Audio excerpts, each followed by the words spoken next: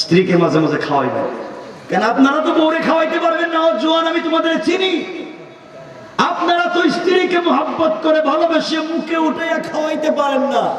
আপনারা তো ভালোবেসে মুখে উঠাইয়া খাওয়াইতে পারেন ওই পাশের বাড়ির ভাবিরে, ঠিক কিনা? ওইটাই ঠিক না, বুঝতেছি ভালো জিনিস ঠিক হয় না। স্ত্রীকে মাঝে মাঝে খাওয়াইয়া, আজকে বাসায় গিয়ে কালকের থেকে স্ত্রীর মাঝে মাঝে খাওয়াইবে তো ইনশাআল্লাহ।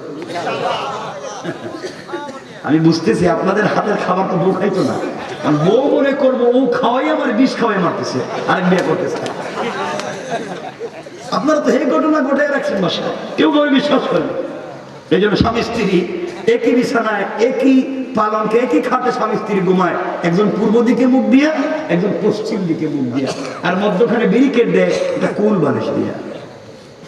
এখানে ইউক্রেন, এখানে রাশিয়া, আর মধ্যখানে বর্ডার দিছে, খবরদার ক্রস করা যাবে না। স্বামী স্ত্রী সম্পর্ক নেই, পরিবারে শান্তি নাই।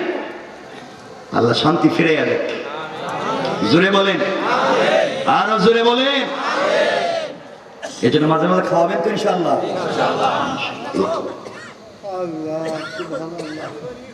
আল্লাহর গোলামের 2 নম্বর গুণ, গালি দেওয়া যাবে, বলেন যাবে।